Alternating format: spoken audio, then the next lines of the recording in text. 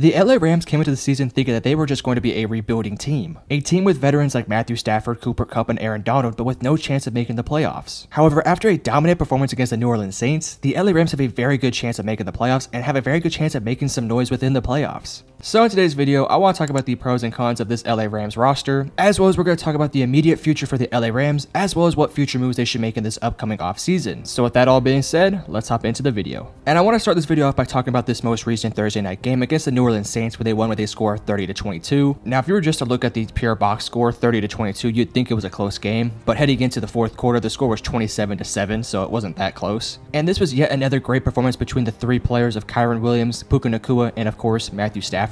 Puka Nacua had 9 catches for 164 yards and 1 touchdown. Kyren Williams had 22 carries for 104 yards and 1 touchdown. And Matthew Stafford, the future Hall of Famer, 24 for 34 for 328 yards and 2 touchdowns. And I'm just going to say this now, I think Matthew Stafford has well earned himself a spot in the Pro Bowl. I actually think he's been one of the better quarterbacks the entire season. At times it wasn't pretty because the overall roster around Stafford wasn't either healthy or wasn't playing up to par, but Matthew Stafford the entire season has been incredible, except for that game against the Steelers, but we don't talk about that one. And the highlight part of Matthew Stafford's season has come in this past 5 weeks. In the past 5 weeks, he has 14 touchdowns to 1 interception. And over the course of the last 5 games, they've gone 4-1 and had a very close matchup against the Baltimore Ravens, who are right now the AFC favorites. And as we sit today, the LA Rams currently sit at 8-7 and are second in the division. They're also 6th in the NFC conference, so they're going to make the playoffs unless they have an absolute collapse to end the season. And I'll tell you something, I don't think any team wants to face this team in the playoffs. We'll talk about that here in just a second, but I want to start talking about the pros and cons of this team. We'll start off with the pros for this team because there's a couple really good things about this LA Rams roster, especially with a lot of the younger players. We already talked about Puka Nacua, but we could talk a little bit more about him. He has been nothing short of sensational. On the year, he has 96 catches for 1,327 yards and 5 touchdowns, and I don't really know what his specialty is as a player. Like, for example, Devontae Adams is a very good route runner, Tyreek Hill is extremely fast, CeeDee Lamb is very versatile. I don't really know what the pro is for Puka Nacua. If I had to say what makes him special, it's just the fact that he is a dog, dude. No matter what the route is, no matter what the situation is, he's going to come down with the ball, and Matthew Stafford knows exactly where to put the ball. And I think a lot of the reason why he's having so much success this year is because of how great Matthew Stafford is. And that's not me discrediting Puka Nacua. I still think with any quarterback in the entire NFL, he'd still be a great receiver. I'm just saying I think his level of play is getting elevated to an extreme level with a guy like Matthew Stafford. Another young player who's having an incredible season, Kyren Williams. He's having a great year and has been arguably one of the best running backs this entire season. On the year, he has 208 carries for 1,057 yards and 9 touchdowns. And this is a guy who's missed a couple weeks this year. He's only played 11 games this season. And what's so nice about Kyren Williams is he's not just a running back, he can also catch the ball. On the season, he has 39 catches for 268 yards and 3 extra touchdowns. So in this brand new school of NFL running backs, he kind of fits the new mold of being able to be a pass catcher and a running back. You look at a guy like Christian McCaffrey and Alvin Kamara, who are kind of like the prototypes of what the future running back position is in the NFL, and Kyren Williams fits that to a T. Now when looking at this defense, you also have a couple young players who are having very good seasons. Byron Young, Ernest Jones, and Kobe Turner. On the year, Byron Young has 6 sacks, 37 solo tackles, and 2 forced fumbles, and he was drafted in the 3rd round. That right there seems like a guy who's going to be a very good player for many years to come, and when you find this guy in the 3rd round, that's pretty impressive. I don't think he's ever going to be a guy who's going to average more than 12 sacks a season, but if this guy could be somebody who averages 6 to 12 sacks a season, that could be pretty good, especially with the value of a 3rd round pick. Next up, we have Ernest Jones, who has 67 solo tackles, 4.5 sacks, and yet again, similar to a guy like Byron Young, was also drafted in the 3rd round, but this was all the way back in 2021. Now, this is a guy who's had some pretty good overall play over the course of the last 3 seasons. He's played a total of 46 games and has a total of 169 solo tackles. This year, Raheem Morris has him rushing the passer a lot more. He currently has a career high of 4.5 sacks, and if you look at the rest of his career, he only had 1 sack coming into this year. This is a young guy who's shown a little bit of versatility, and I imagine the LA Rams are going to use that to the extreme over the course of the next couple weeks. Next up, we have Kobe Turner, who has 26 solo tackles, 6.5 sacks, and yet again, another 3rd round pick in this year's draft. And 6.5 sacks might not seem that impressive, but when you find out he actually plays the defensive tackle position, it gets a little bit more impressive. That right there is 3 guys who have legitimate futures with this team for many years to come who were drafted in the 3rd round. So note to NFL teams, draft your defensive lineman in the 3rd round. It's going to work out for you. Those guys right there all make up some really good solid defensive players, and they're definitely going to be a part of this team's core moving forward. The last couple pros are of course Matthew Stafford, Cooper Kupp, Aaron Donald, Sean McVay. And I'll also throw Ahkello Witherspoon in there. He's also had a pretty solid season. But now let's move on to the cons of this team. The number one con for this team, they're kind of an older roster, especially in key positions. Aaron Donald doesn't have many great years left. Matthew Stafford is obviously into his late 30s. And Cooper Kupp, while he's not necessarily old, he has had a bunch of nagging injuries over the course of the last couple of seasons. The next big concern for this team is the fact that their secondary isn't necessarily the best.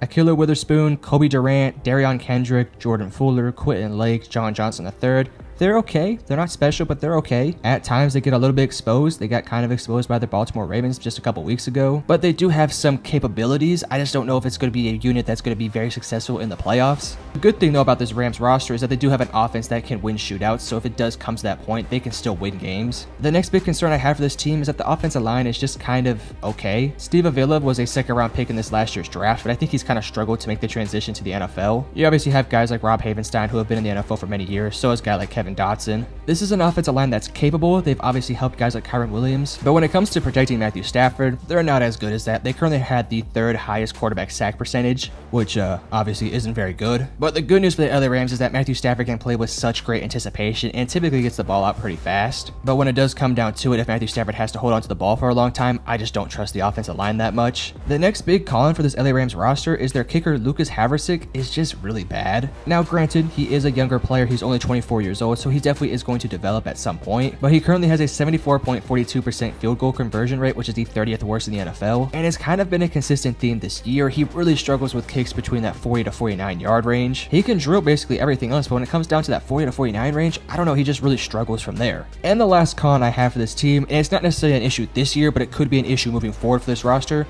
Sean McVay has hinted at the fact that he doesn't want to coach this team for that much longer. Now I understand that was happening during the offseason a couple years ago, but I will say that is a bit concerning for this roster, because I do think Sean McVay elevates this offense and defense to a very high standard, and if they were to lose a guy like that, that would definitely hurt, because I just don't know who's going to come in here and replace him and be just as good, if not better. So with that being said, let's go ahead and talk about their future. I want to start off by talking about their immediate future, and then in here in just a second, we'll talk about their future moves they should make in the upcoming offseason. As we currently sit, as I said earlier, they're currently the 6th seed in the NFC conference, which means as of today, they would have a matchup with the Detroit Lions. And I'll be honest with you guys, I think the LA Rams can beat the Detroit Lions, and I think they could dominate them. I'm not super big on the Detroit Lions, granted, but I will say what they are good at is running the ball, and what the LA Rams defensively are good at is stuffing the run. On the season, the LA Rams rank 14th in opponents' yards per rush with an average of 4.1. They also rank 13th in opponents' rush yards per game with 105.7. They also rank 14th in opponents' rushing touchdowns per game at 0.7. So while they're not extremely dominant in that sense, they are very capable. And sure, Jared Goff can definitely do some good things passing the ball, but when it comes down to it, I trust this defensive line to do some really special things. So if you're asking me who I would take in a Detroit Lions versus LA Rams matchup, I'm taking the Rams. And if we were to assume that the Philadelphia Eagles and Dallas Cowboys were to win their wildcard matchups, that would mean that they would be a matchup between the LA Rams and the San Francisco 49ers, and that one's a little bit more tough. I've said it in a couple videos now, that 49ers team is damn good. They are the Thanos of the NFL currently. But of all the teams they've struggled against this year, the LA Rams gave them a fight. Earlier this year, they lost by a single score. Granted, it was kind of a weird game where the LA Rams were down most of the game, but you kind of get my point. The LA Rams also faced them in just 2 weeks, so that could be another interesting matchup. That being said, though, there's a very strong chance that the 49ers are to win next week, that they're more than likely going to just rest their starters in that game. So if they decide to do that, then the LA Rams should obviously win that game. But it's going to be interesting. If the 49ers do decide to play their players, how hard are they going to go, and can the LA Rams upset them before the playoffs start? I'm just going to say this now. I don't think they're beating the 49ers, but if there was a wildcard team who could beat the 49ers, I would say it's the LA Rams. And so hypothetically, let's just keep a hypothetical train going. If they were to win against the 49ers, they'd probably have a matchup with either the Dallas Cowboys or the Philadelphia Eagles, and if I had to predict that matchup, I would say the Dallas Cowboys. And if you're Dallas, you're probably feeling pretty good because Dallas did dominate this team just a few weeks ago. Granted, it was without Kyren Williams, but still, they got dominated pretty bad. And even though Dallas did just get exposed by Buffalo, I still think Dallas is clearly the better roster. So if they were to hypothetically face them, I think it'd be a tough uphill battle for the Rams. But again, sticking to the hypothetical train here, let's say they do somehow beat the Dallas Cowboys, they would be going to the Super Bowl going up against one of the great AFC teams. And if they somehow get into that big dance in the Super Bowl, I'm telling you now, it's going to be a tough matchup for whatever AFC team has to go in there. This is a Rams team that nobody wants to face in the playoffs, and for good reason. They have a great quarterback, a great head coach, some great playmakers, some good defensive linemen, and a developing secondary. And while I don't think this team is going to make the Super Bowl, I think they will eventually lose to either Dallas Cowboys or a San Francisco team. If they can somehow have a competitive matchup against them, that could give them so much confidence going into next year, which then brings us up to our next point, which I want to talk about, which is going to be what future moves they should make in this upcoming offseason. If it was me, I would obviously hope to God that we keep our guys guys like Aaron Donald, Stafford, Cooper Kupp healthy for upcoming years. But if it was me, I would make a point of emphasis to try to find the replacement for Matthew Stafford at some point. Whether that is spending your first round pick on one of the young quarterbacks in this year's draft or even waiting for the second round, I definitely do think you might want to get a developmental guy. Obviously, Stafford is your guy for the next 1 to 2 years more than likely, but he is getting older and at some point probably will retire with the LA Rams. So if you are Los Angeles, you might want to start having a little bit of a game plan for his future replacement. I also think this team would be very smart to go out there and get a tall, physical wide receiver to go along with Puka Nacua and Cooper Kupp.